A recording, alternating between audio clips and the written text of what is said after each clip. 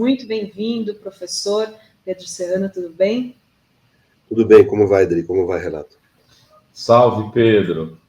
Estávamos falando do Vilas Boas, agora não sei se eu estou exagerando, Pedro, mas assim, eu acho que está numa altura, ele está doente há muito tempo, desde 16 ele já convalescia dessa doença que o aflige aí, ele já estava de cadeira de rodas. A idade avançada, cara, o cara sendo usado para esse tipo de coisa, será que ele ainda está em plenas condições de fazer esse tipo de manifestação? Eu não sei, não sou médico dele, mas fico preocupado porque, assim, há uma instituição como as Forças Armadas usarem, né, porque é isso que está fazendo. Eles estão usando esse cara para falar em nome de alguns generais, Pedro. O que mais me preocupa é a questão de fundo, que eu acho que a gente não pode ser ingênuo. Não existe general no Brasil hoje que não seja bolsonarista. Existem os pragmáticos e existem os ideológicos. Os pragmáticos dá para ter algum diálogo, os ideológicos de jeito nenhum. Nós estamos com um imenso problema para a democracia nessa questão. A gente precisa cair logo a ficha. Eu vejo muita análise na mídia de políticos desinformados a respeito do assunto, em que eles tratam como se existisse uma parte do generalato que é profissional ou que é nacionalista. Isso não existe mais. Nós temos que cair a ficha, não existe mais. Os generais todos defendem uma visão que eles chamam de antiglobalista. Eles todos defendem uma visão contrária à participação do Estado nas chamadas atividades de mercado, sob um discurso anticorrupção, né? Ou seja, são a favor de privatizações, ou seja, um velho modelo, no plano, a extinção do liberalismo político por um modelo de nova forma de autoritarismo no plano político e no plano econômico, liberismo total. É isso. Essa gente pensa assim, não adianta ter ilusão com isso. Então, eles vão estar sempre apoiando, direta e indiretamente, as aventuras golpistas e formas, vamos dizer, de manifestação política da extrema-direita. Ou seja, na história das Forças Armadas, sempre foram um partido político, só que em alguns períodos históricos eles participam mais da disputa de poder, outros menos. Né? A gente passou num período pós-ditadura, um período relativamente longo de não participação das Forças Armadas de forma mais ativa nas disputas de poder. Isso mudou. Hoje as Forças Armadas voltam a entrar num período de participação ativa na disputa de poder em favor da extrema-direita, com essa nova visão que a extrema-direita tem. É diferente do período da ditadura. No período da ditadura, no campo econômico, por exemplo, eles investiram em gigantes estatal, havia um alto nível de intervenção do Estado na economia, e isso já não defendem mais. Eles defendem o extremo oposto disso, que é um liberismo, ultraliberalismo, né, no campo econômico. E no campo político são a favor de um modelo autoritário. Isso ficou claro, inclusive, nos estudos e planejamentos que eles próprios apresentaram. A ideia de que deve acontecer a política de forma democrática, sujeita a um conselho composto por eles que vai definir o que é a macroeconomia interessante, o que são as grandes políticas de Estado, né? Ou seja, é uma nova forma de autoritarismo, né?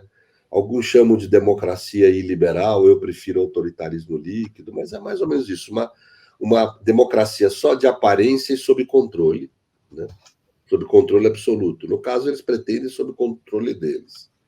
Então, nós temos que entender isso. Hoje, as Forças Armadas são um problema para administrar a democracia brasileira. É uma questão que a gente tem para debater e ver como tentar resolver. Agora... Oi, diga. Não, eu ia te fazer uma pergunta dentro disso. Mas a escolha do Múcio, né, na análise do Nassif, um texto legal, inclusive, que o nosso amigo Nassif fez, ele fala assim, ó, rendição ao golpe. Né? Você acha que isso faz sentido? Ou você acha que é uma composição para tentar, nesse primeiro momento, ultrapassar aquela fase mais dura para poder avançar a médio prazo? Eu acho que certamente quem está defendendo essa alternativa pensa como você falou. né? Que é uma forma de mediar. Mas talvez a consequência seja isso que o Nassif falou. Concordo. Porque o problema da gente ir fazendo concessões à extrema-direita é que ela vai avançando, ela não media. Você pode notar isso. Sempre somos nós que temos que mediar. E a gente acaba perdendo a força da democracia com isso. Por exemplo, eu vi gente de esquerda falando, não, tá certo de não prenderem o diretor-geral da Polícia Rodoviária Federal, naquele momento em que ele recebeu uma ordem do judiciário por escrito para tomar certas medidas, e ele respondeu dizendo que não ia cumprir. Ele tinha que ter sido preso em flagrante por desobediência à ordem judicial, ainda mais naquela situação delicada que a gente vivia no período. Aí eu vi muita gente progressista dizendo, não tem que prender, Alexandre tem razão de não prender, a visão estratégica. Não se usa raciocínio estratégico na aplicação da lei na democracia. Você não pode fazer nada além da lei, nenhum abuso, mas também não pode ficar aquém da lei.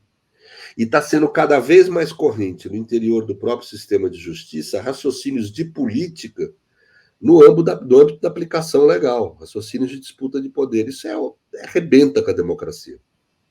Quando a gente começa a fazer concessões para esse tipo de pretensão, que é político-partidária no amplo sentido da expressão, essas pretensões de extrema-direita das Forças Armadas, nós estamos abrindo mão da democracia.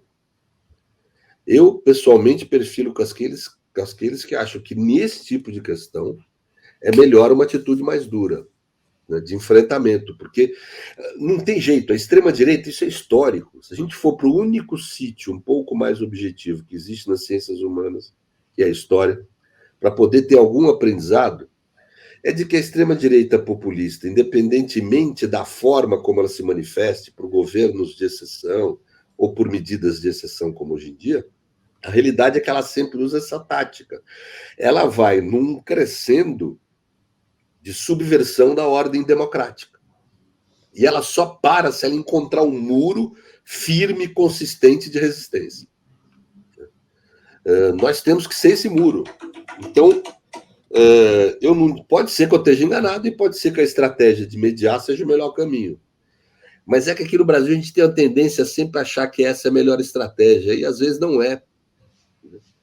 Eu creio que para lidar com a extrema-direita é necessário ter firmeza, muita firmeza. Eles podem manifestar ideais extremistas? Podem, a democracia admite isso. Eles podem estimular ou perfilar uma conduta de estímulo à violência? Não, é crime. Tem que ser punido quando fizer isso. As Forças Armadas podem ter algum papel na disputa de poder? Nenhum. Quem porta a arma numa democracia não pode ter o poder de decisão. Ponto. Muito bem, Pedro. Deu uma travada. Ah, travou? E assim, aqui, Pedro, antes de você chegar, eu estava lembrando que é o seguinte, eu sou daqueles que concordo com um amigo aí, que acho que não pode ficar criando subterfúgios para cometer ilegalidades ou deixar que alguém cometa. Lá atrás, somos nós, eu e você, algumas pessoas, que colocamos, assim, falamos, não, eu sou contra aprovar essa coisa dos auxílios, do jeito que estão aprovando no momento eleitoral para compra de votos, etc. Né? Aí, quer dizer, essa coisa do orçamento secreto.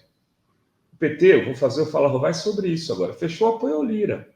Consequência direta, de alguma forma, dessas decisões que foram tomadas lá. Porque você vai esgarçando, e aí você tem que chegar uma hora e fazer um acordo.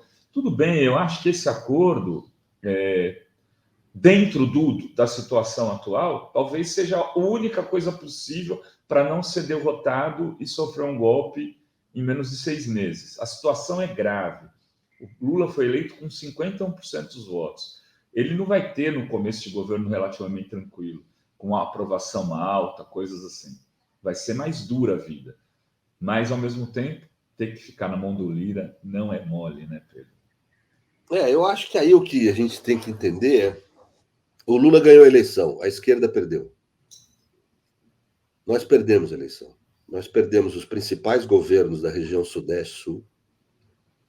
e os principais, em termos econômicos, os mais relevantes governos de Estado do Brasil. Nós perdemos as eleições parlamentares. Então, essa é uma realidade, é encarar isso. Houve uma vitória e uma derrota. Essa eleição não foi uma eleição claramente a favor da oposição e da visão progressista.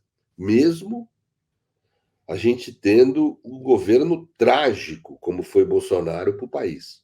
Um governo horrível, talvez o pior da nossa história republicana. Então, mesmo com esse elemento, a realidade é que nós ganhamos de um lado e perdemos de outro. Então, isso exige do Lula a gente tem que entender uma flexibilidade maior no plano da política do que o que seria adequado. Me preocupa um pouco a relação com essas instituições de Estado. Eu confio na intuição do Lula, né? Se ele acha que foi o caso de nomear o ministro Múcio, eu não faria um cavalo de batalha em torno disso. Quer dizer, talvez seja necessário. Eu não tenho cotidiano de relação nenhuma com as Forças Armadas para saber como é que anda a coisa lá, como é que é a possibilidade, tal, se é melhor mediar ou não, né? Então, acho que tem que confiar um pouco nele, mas também entender que ele tem uma missão muito difícil. Né? Na realidade, é que nós não ganhamos as eleições parlamentares. Né? No primeiro turno, nós fomos derrotados. Né? O Lula ganhou, é diferente. Agora, nós, progressistas em geral, democratas, esquerda, etc., nós fomos derrotados. Nós fomos derrotados naquele primeiro momento. E agora temos que arcar com anos disso. Muito bem. Driga Lorenzo. Deixa eu só ler aqui os superchats do Tol Bege. Prova de que Serrano está certo é que Hitler foi preso pelo golpe da cervejaria e teve a prisão relaxada. Daí ele voltou e fez o que fez. E não só no caso da prisão. Foi uma série de decisões judiciais excessivamente flexíveis em relação à ordem jurídica. Por exemplo, o Martônio Valverde, que é um grande constitucionalista que nós temos no Brasil, professor lá no Ceará, ele lançou um livro agora, ele fez lá o doutorado dele na Alemanha, tem intimidade com a história e com o direito alemão, e ele lançou um livro agora sobre o caso Reich versus Prússia, Preußenschlag, que é um caso clássico da ascensão do nazismo, em que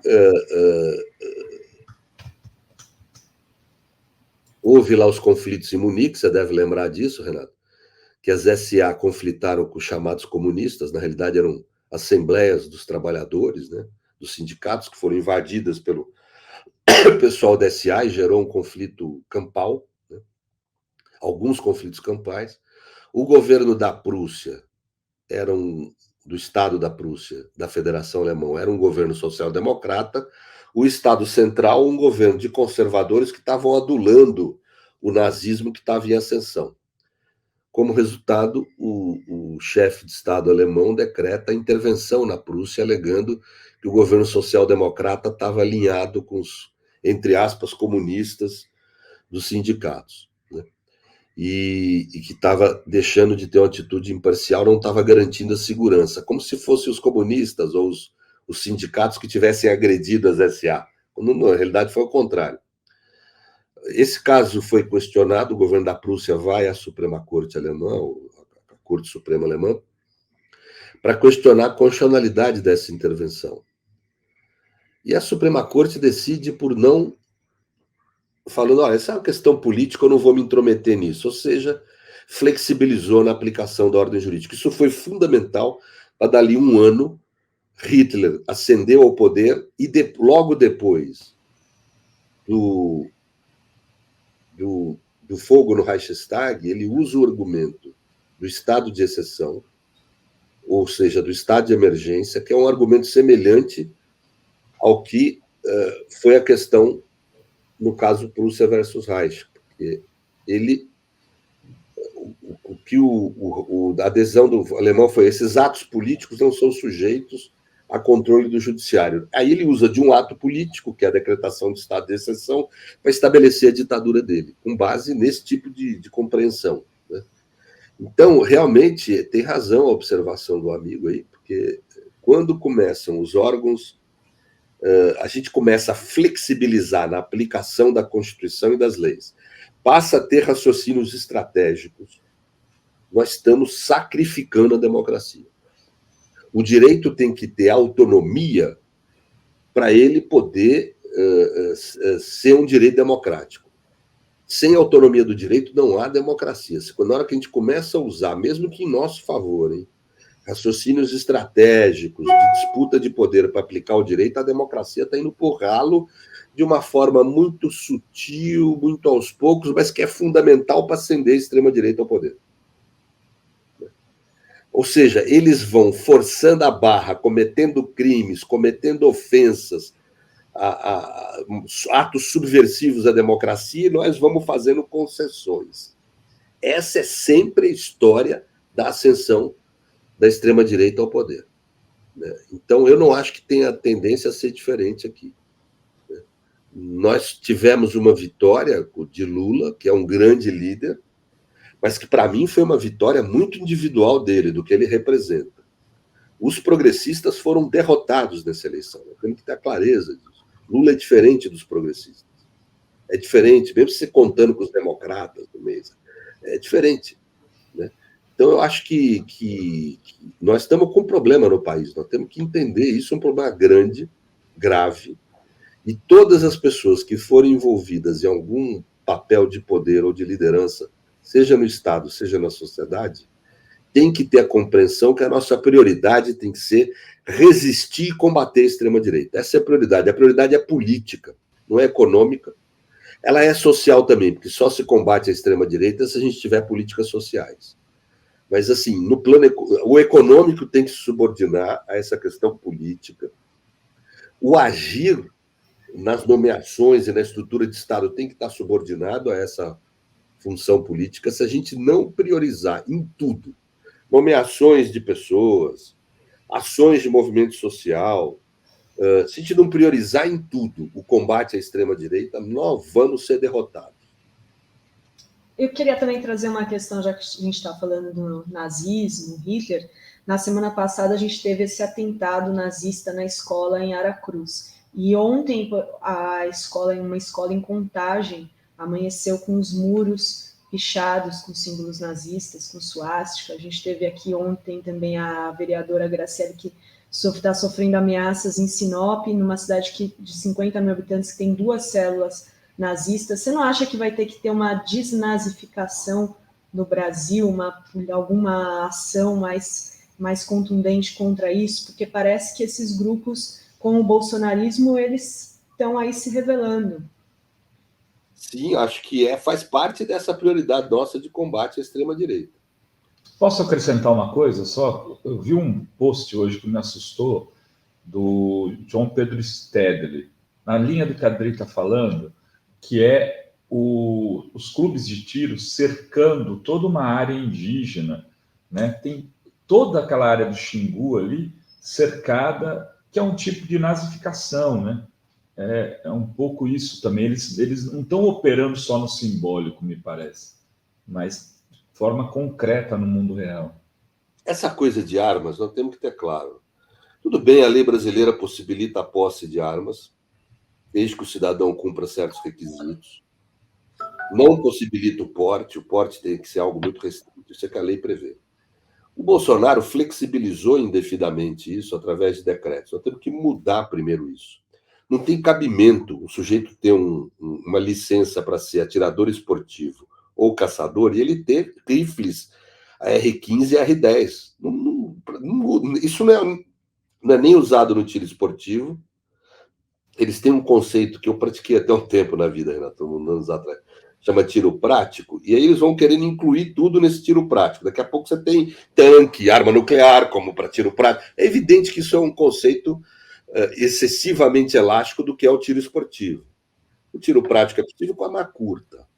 Nada além disso. Deve ser possível. O quê? Arma curta. Você deve possibilitar o tiro. Eu estudo um pouco o assunto, porque eu fui praticante de tiro um tempo da vida.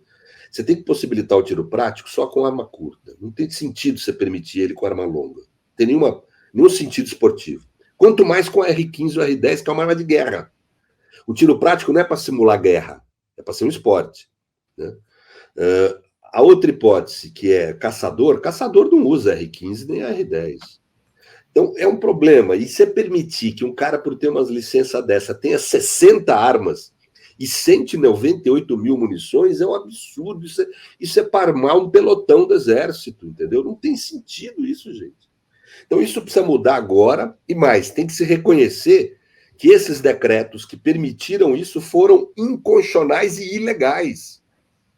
Porque não tem sentido você atribuir uma licença para tiro esportivo e caça permitindo a posse de fuzis.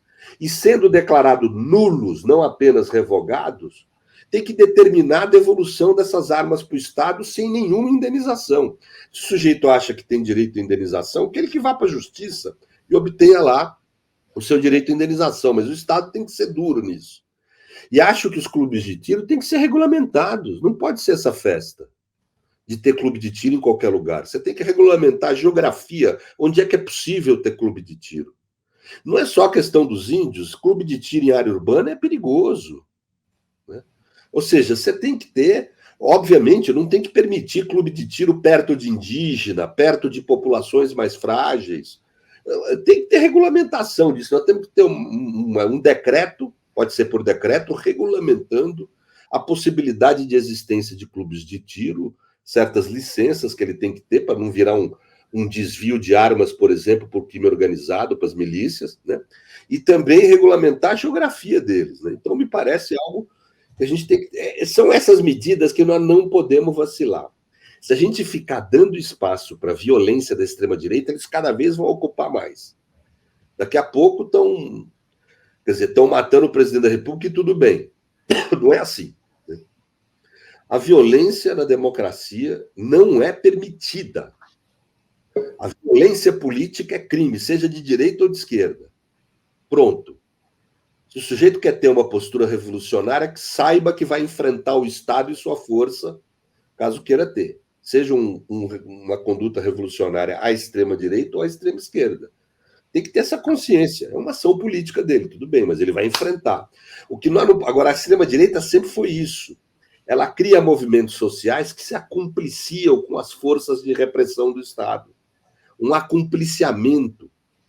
Então, você vê isso nitidamente nesses movimentos bolsonaristas, mas houve isso no nazismo, no fascismo também, no pré-ditadura militar brasileira, né?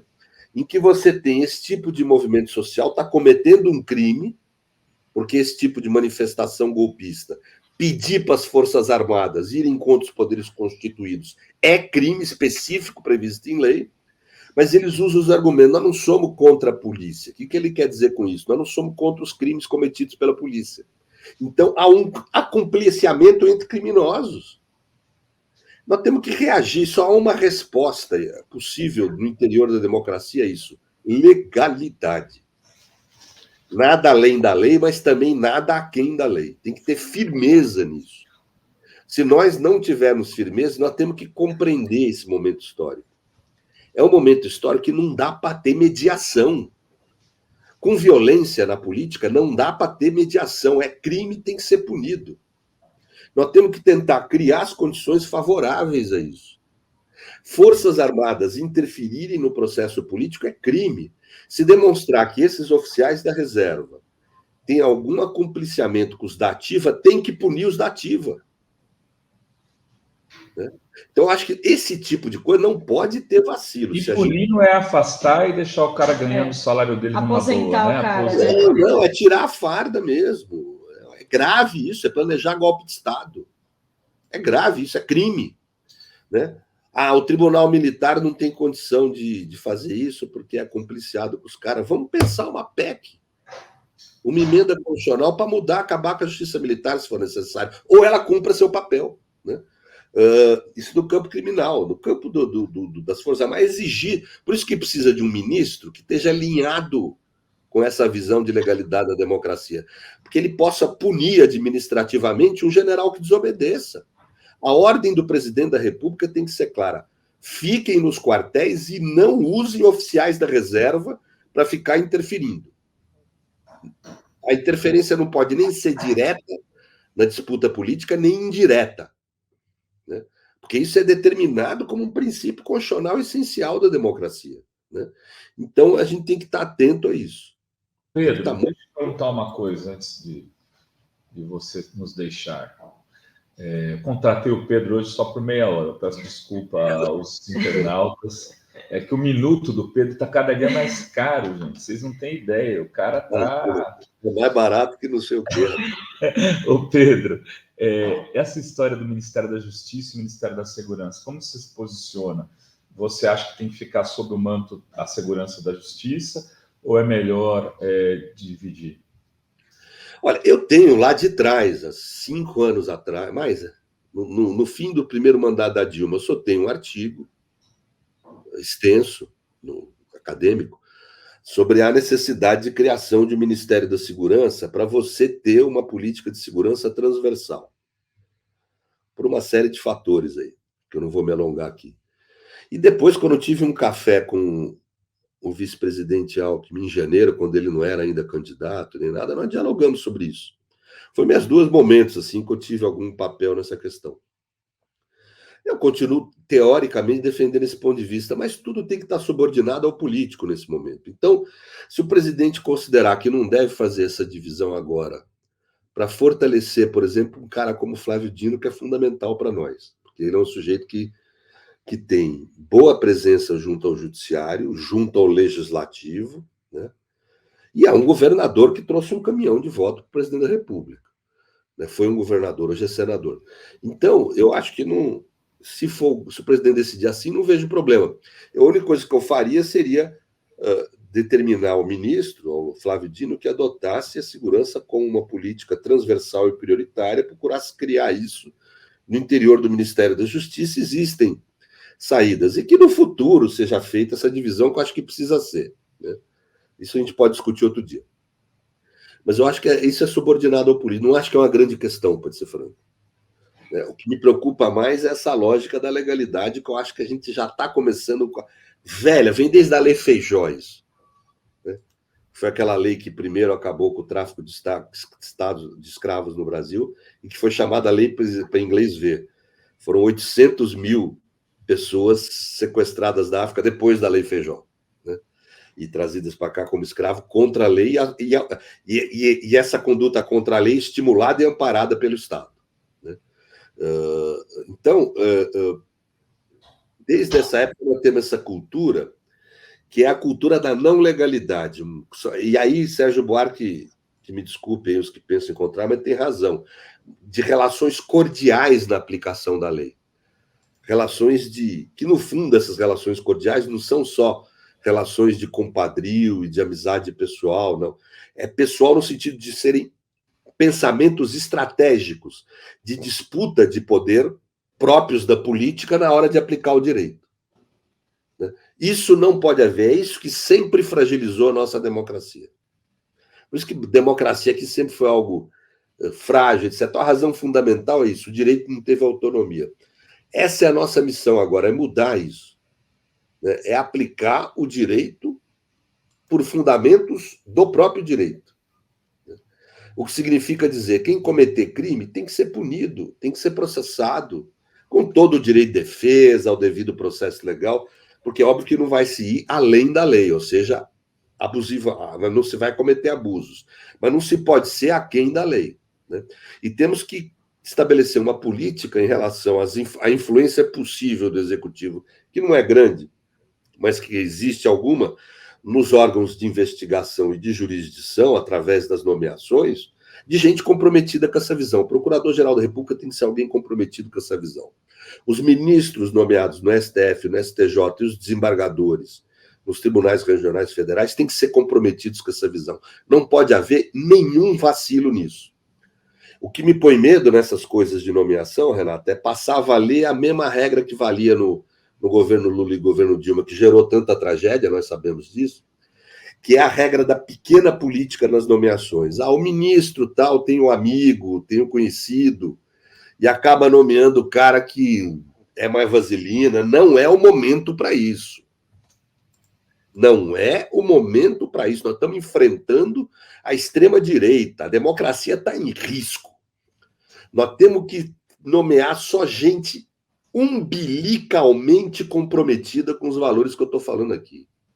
Gente que não tenha vacilo, gente que não tenha problema de perder a afetividade social, de ir no restaurante ser xingado, ter o GIF, porque o fascismo é isso. Tem um grande jurista chamado Hans Kelsen, Renato, foi expulso da Universidade de Viena, provavelmente o maior jurista do século XX, foi expulso pelos próprios alunos, tomados pelo nazifascismo na época. Quem não tivesse a consciência que enfrentar o nazifascismo é, inclusive, em função de Estado, perder a afetividade social, não serve para essas funções. Nós temos que colocar claro. Então, porque é só a força do Estado democrático e das ações político-sociais que a gente pode ter como sociedade civil que vão conter a extrema-direita. Senão, nós estamos derrotados. Muito bem. Pedro Serrano, um prazer imenso recebê-lo sempre aqui. Volte Um prazer, Renato. Um prazer de... Volte sempre. Obrigada, Pedro. Valeu, Pedrão. Até a próxima. Até a próxima.